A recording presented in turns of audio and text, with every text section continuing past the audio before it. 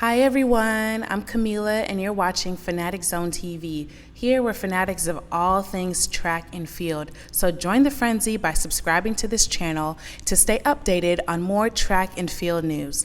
In this video, we're going to be talking about the high school sensation Christian Miller not being selected for the U.S. men's 4x1 relay team for the Olympics. What's up with that? Let's briefly go over some quick stats of Christian Miller. So he's currently the fastest teenager in America. In April, he set a personal best of 9.93 seconds, and that also became an American under 20 record. So he's the third fastest teenager of all time. That time of 9.93 seconds also became a world lead, and he accomplished that feat at the tender age of 17.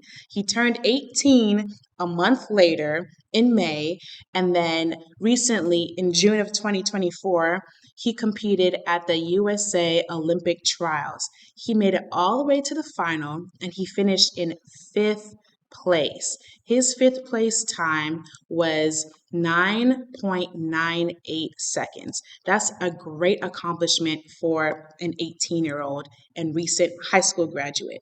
So a lot of people were rooting for him because he was so young and talented and able to, hold his own amongst pro athletes. So it was a huge shock that he wasn't selected for the relay pool because his high school peer, Quincy Wilson, was selected for the 4x4 relay pool.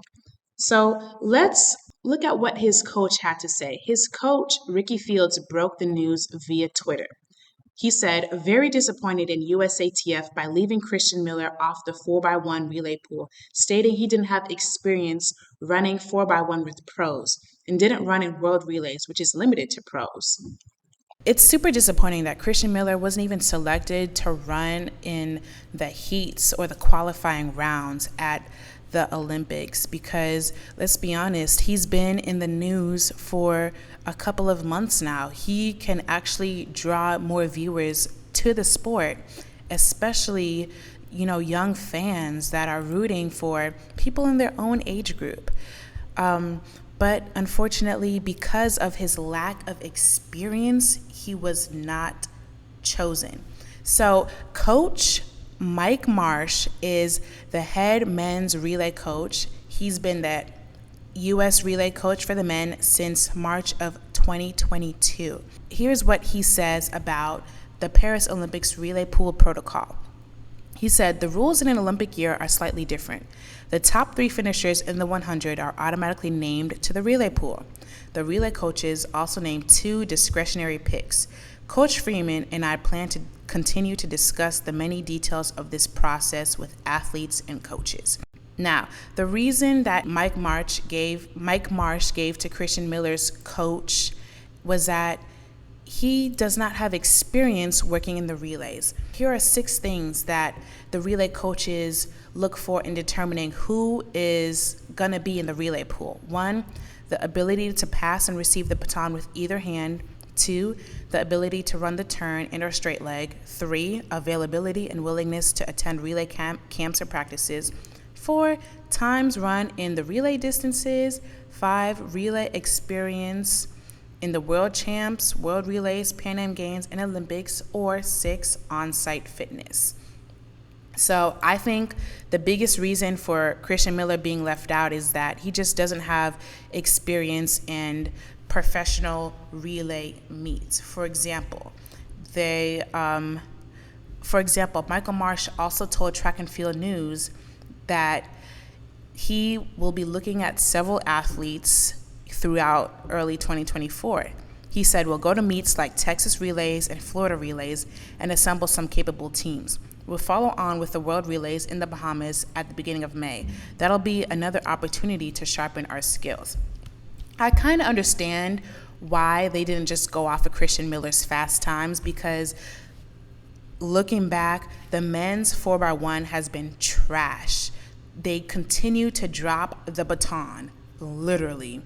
They didn't even make it past the heats, not even the semifinals, the heats at the 2021 Olympics.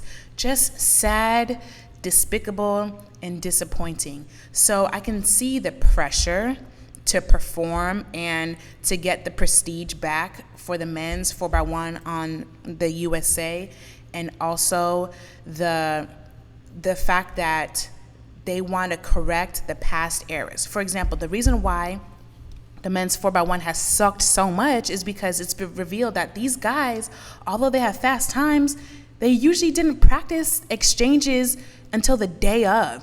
So now they're like, no, so I understand that they want men that are familiar with working with each other. For example, the guys that were on the 4x1 team in the Budapest World Championships, they want people that have raced together before on a relay team, that have shown up to professional meets. Do you think that Christian Miller, because of his inexperience at world championships and worldwide meets and championships, do you think he'll just be nervous or not perform well? Do you think they should have at least given him a chance?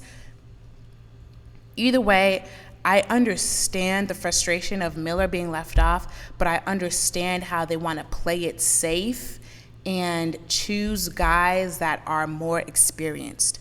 Although Christian Miller wasn't chosen for the 4x1 for the Olympics, he's still a very accomplished athlete. He's the fastest American teenager, placed 5th at the Olympic trials, and is committed to the University of Georgia to run track collegiately.